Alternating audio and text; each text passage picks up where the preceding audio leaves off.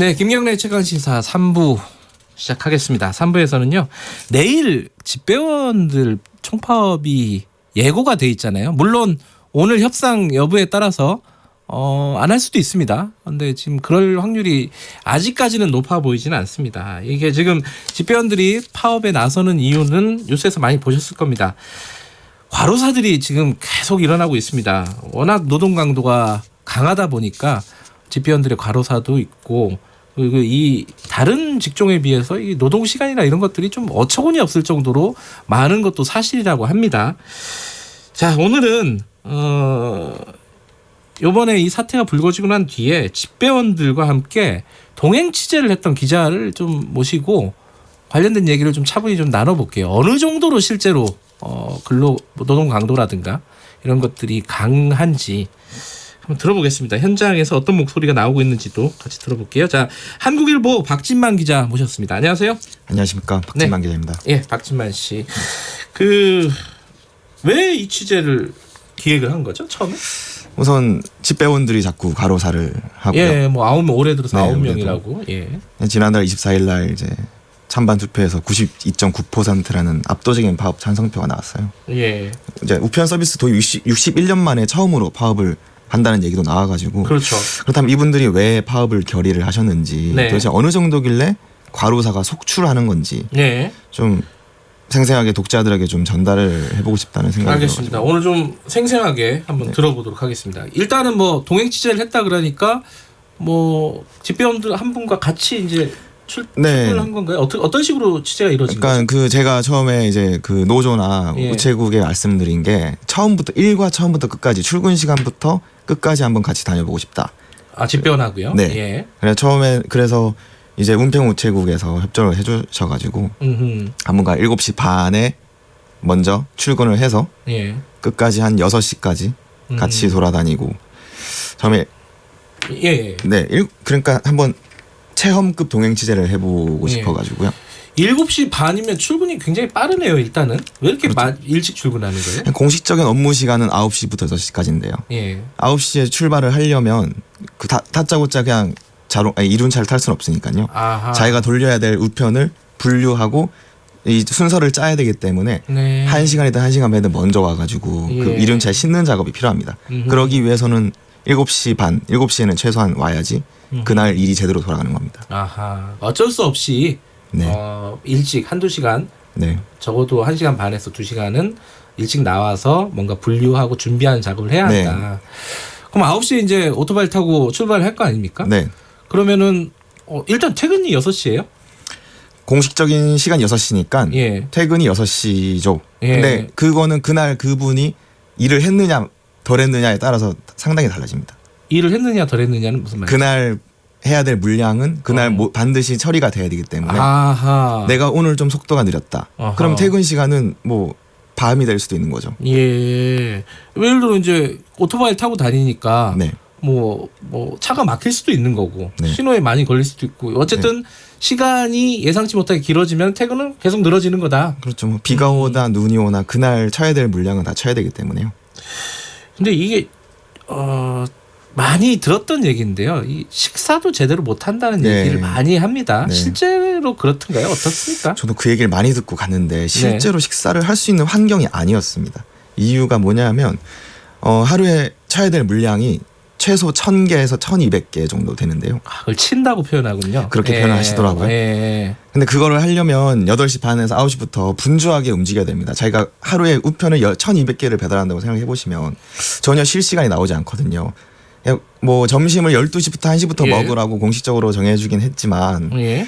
그 시간에 점심을 먹을 시간이 일단 도저히 안 나오고요. 예. 또 다른 이유는 업무를 대부분 뛰어다녀야 됩니다. 우편 오토바이를 타고 내리고 수백 번 하면서 뛰어내리고 계단 올랐다가 내렸다가 올랐다 내렸다. 이번 표현으로는 거의 산을 한 두세 번 오르락 내리락 하는 것 같다. 하루 일을 하면 그렇게 표현을 하시니까 중간에 점심을 먹으면 우리 뭐 배가 부르면 또 뛸 수가 없지 않습니까? 좀 쉬어야 되죠, 사람이. 그렇죠. 예. 그러다 보니까 차라리 그냥 그날 내가 해야 될 물량을 다 해버리고 아예 일을 끝마치고 먹자 이렇게 습관이 되신 분들이 많다는 거죠. 물론 개개인에 따라서 패턴은 조금씩 다르기는 하다고 하는데요. 그때 같이 이제 동행 취재를 하신 분이 은평 우체국 집배원이시잖아요. 네. 이분은 그날은 식사를 언제 하시던가요? 식사를 이제 우선은 아침도 안 드시고 나오시고 7시 예. 반에 출근을 하셔서 뭐 업무하시고 배달하시고 1차적으로 배달 물량을 끝낸 게 약 3시쯤입니다. 오후 3시. 3시에서 예. 3시 반 정도에 이제 다시 우체국으로 복귀를 하는데요. 예. 그때 처음으로 컵라면을 드시더라고요. 아 제대로 된 식사가 아니라 또 컵라면을 네. 드세요? 왜 컵라면을 드시는 거예요? 이게 배달을 끝낸다고 해서 그날 업무가 끝나는 게 아니고 예. 다음 날 우편 배달할 거를 이제 그분들은 짠다고 표현을 하던데 예. 또 순서 동선에 맞게 분류를 구역마다 분류를 해놔야지 아. 다음 날 또 나갈 수 있으니까요. 그 업무가 모두 끝나는 게 대략 6시쯤이니까 아하. 마냥 또 식사를 하실 시간이 안 되시는 거죠. 그러면은 한 3시쯤에 이제 대략 배달을 마치고 네. 우체국에 들어가서 네.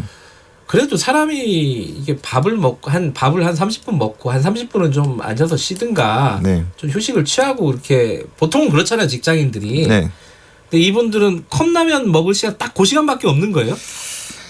네, 물론 이제 개개인마다 패턴은 다르다고는 하는데요. 아니 물론 이 네. 직접 보신 분. 예. 네. 그렇게 딱 컵라면도 처음에 물을 부어놓고 계속 업무가 있으니까 짜야 되는 업무가 있으니까. 아 물 부어놓고 또 일하고 있는 거예요? 네, 15분 동안 라면이 팅팅 불어가지고 그거를 또 아하. 급하게 드시고 또 업무를 하셔야 되고 그러시더라고요. 아 그럼 또 부른 라면을 먹은 거예요 겨우 하루에? 네네. 예. 그럴 수밖에 없는 환경이었던 것 같습니다. 제가 봤을 때는. 라면 먹고 쉴 시간도 없겠네요. 지금 말씀하시는 거 들어보니까. 그렇죠, 사실상. 근데 제가 말씀하실 때 언뜻 산수를 해보니까요. 네. 아까 1000개라고 하셨잖아요. 네. 1000개에서 1200개. 네. 근데 하루에 9시간도 아니죠. 지금 3시까지 배달을 한다 치면은 네. 그 위엔 다른 업무를 하니까요. 네. 9시에서 3시까지면은 뭐 5시간밖에 안 되지 않습니까? 그렇죠. 그죠? 5시간, 6시간 정도 네. 안에. 그 6시간이라고 치면요. 60분씩 짜면 360분 아닙니까? 네.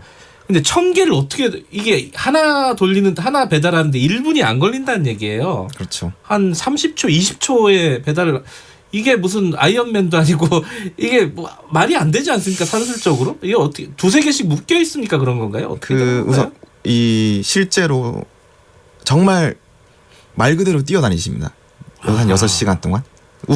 일반 우편의 경우에는 요즘에는 1층에 우편함이 있으니까 예. 그러니까 짝짝짝짝짝 꼽아서 그게 시간이 그렇게 오래 걸리거나 그러진 그렇군요. 않는데요. 아 1층에 우편함들이 쫙 있으니까 거기에다 이렇게 집어넣으니까 네, 네. 그나마 속도가 좀 나는 네. 거군요. 예. 그마저도 이분이 경력 12년 차에 숙련대 분이라서 이 정도가 가능한 거지. 예, 예. 좀 약간 경력이 좀 덜 되시는 분들은 시간이 또 엄청 오래 걸리고 그렇다고 그분들은 하시더라고요. 이제 시간으로 때우겠군요. 네. 그죠. 늦게까지 근무하는 걸로. 음. 근데 요새 덥잖아요. 네. 이게 취재하실 때도 더웠던 날이었나요? 그날 기온이 32도 정도 됐습니다. 그러면은 6시간을 뛰어다닌다 치면은 이게 온몸이 아마 땀에 절을 것 같은데 어땠습니까? 그렇죠. 시작 30분 만에 그냥 그분은 저도 그렇지만 그분이 따라다니는 기자도 네. 저야 이제 체력이 더 딸리니까 저가 훨씬 더 힘들었는데요. 뒤에서 좀 개분이 계단 올라가면 저도 따라 올라가고 내려가면 따라 내려가고 그런 식으로 다녔는데 예. 일단 30분도 채 안 돼서 형 얼굴과 온몸이 그냥 땀으로 다 젖게 됩니다. 30분도 안 되세요? 네. 그럼 그 상태로 계속 대여섯 시간을 네, 노동을 계속 하는 거네요. 네, 그렇죠. 자, 뭐 이게 노동의 강도는 셀 수 있습니다. 그죠? 어떤 일 누군가는 해야 되는 일이니까. 근데 이제 적절한 휴식 시간이 보장돼 그렇죠. 있고 네. 적절한 휴일이 보장돼 있고 이러면 되는 거잖아요. 네. 그렇지 못하다는 거 아닙니까? 휴일은 어떻다고 얘기하던가요? 얘기 많이 하셨을 텐데. 우선은 뭐 요즘 많이 정착되고 있는 주 5일제가 그렇죠. 사실상 완전하게 정착되지 않은 또 업종 중에 하나입니다. 아 그래요? 네, 그 뭐 토요일 같은 경우에는 이분 같은 경우에는 네. 한 달에 한두 번 정도 토요일 날 출근을 해서 이 소포를 배달을 한다고 하더라고요. 아 그래서 토요일 날 우편이 오는 거군요. 네. 토요일 날 우편 받을 때마다 깜짝깜짝 놀라거든요. 토요일도 일을 하시나? 막 이렇게 생각했는데 토요일도 일을 하는 날이 한 달에 한두 번 꼴은 된다. 네, 그것도 많이 줄어서 한두 번이고요. 많이 줄어서. 네, 이 부분이 집배원분들이 네. 평일날 힘들 수 있다. 근데 네. 토요일은 좀 쉬고 싶다는 말씀을 정말 많이들 하시더라고요. 그렇죠. 그게 사실 중요한 건데 그렇죠. 그것마저도 제대로 안 되고 있다. 네. 그게 이제 지금 파업을 하면서 요구하고 있는 인력 충원의 문제겠죠. 아무래도. 네, 맞습니다.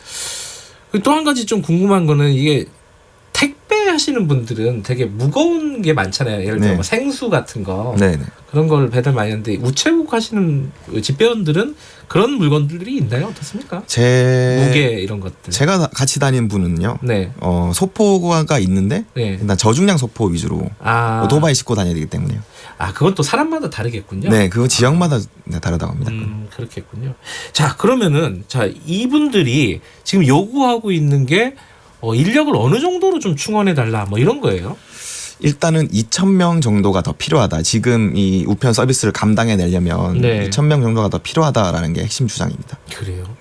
그런데 그런 게 궁금해. 이제 뉴스에서 보면은 올해 들어서 9명이 과로사를 하고 돌아가셨다 이런 얘기들도 나오고 뭐 연도를 늘리면 훨씬 더 많은 분들인데 나도 죽을 수 있지 않을까라는 어떤 걱정, 공포 이런 게 집배원분들이 있지 않을까라는 생각이 들어요. 상식적으로 어땠습니까? 얘기를 나눠보면. 우선 과로사는 9분 하셨지만 네. 또 이분이 제가 동행 취재한 분의 동료분도 한 4월쯤에 한 분이 또 쓰러져서 가지고 지금 병원에 계신 분도 계시고요.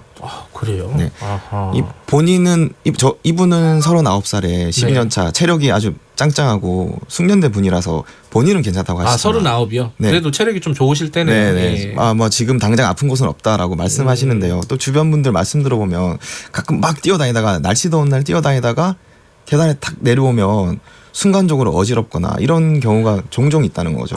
그런 게 네. 느껴진대요. 네. 저도 참 힘들더라고요. 한 2시간 지나고부터는 내가 계속 다닐 수 있나? 땀이 너무 많이 나고 예. 참 정신이 혼미해지고 실제로 그런 느낌이라는 게 뭔지 조금은 알 것 같다는 생각이 들었습니다. 그래요.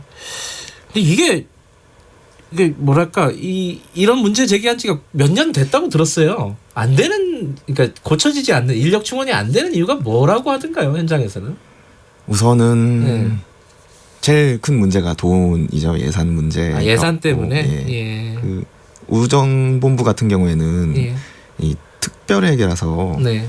자기들이 번 돈을 갖다가 써야 되는 상황입니다. 일반 회계가 공무원이지만 정부에서 예산을 더 준다고 해결되는 문제가 아니군요. 이게. 네. 그렇기 때문에 뭐 인력 충원 같은 경우는 물론 이제 우정본부에서는 우편 물량이 계속 감소하고 있고 그렇기 네. 때문에 돈이 안 벌리고 적자 나고 그래서 충원을 못 해준다는 입장이고요. 그러니까 이게 특별회계다 보니까 자기가 번 돈을 자기가 써야 되잖아요. 네. 그러다 보니까 이 공무원인데도 수당이 밀리는 경우도 있다고 그렇게 합니다. 그러니까 월급까지는 아니더라도 네. 수당은 몇십만 원 하는 수당이 뭐 한 3달 정도 밀려서 늦게 들어오는 경우도 있고 이게 예산 문제 때문에 발생하는 상황이 녹록지가 않네요. 저 동행 취재하면서 뭐 좀 뭐랄까요? 몰랐던 사실을 알게 되거나 기억나는 뭐 에피소드나 뭐 마지막으로 좀 말씀해 주실 게 있으면은. 이날이 이분의 따님의 생일이었는데요. 그 집배원 같이 동행 취재한 따님의 생일이고 또 올해가 결혼 10주년이라고 하시더라고요. 그래요? 10주년인데 아직 휴가를 한 번도 못 가고 10월에 이틀 연차 계획을 해놓은 것만 바라보시면서 이제 하시던데 이틀 연차를 기다리고 있는 거예요? 네, 너무 일이 힘드니까 서로 약간 미안해가지고 연차도 많이 못 가시고 계십니다. 일주일씩 휴가 내는 거는 정말 꿈도 못 꾸죠. 예. 그래요. 네. 그 생일날은 제대로 집에 일찍 들어가셨습니까? 그나마?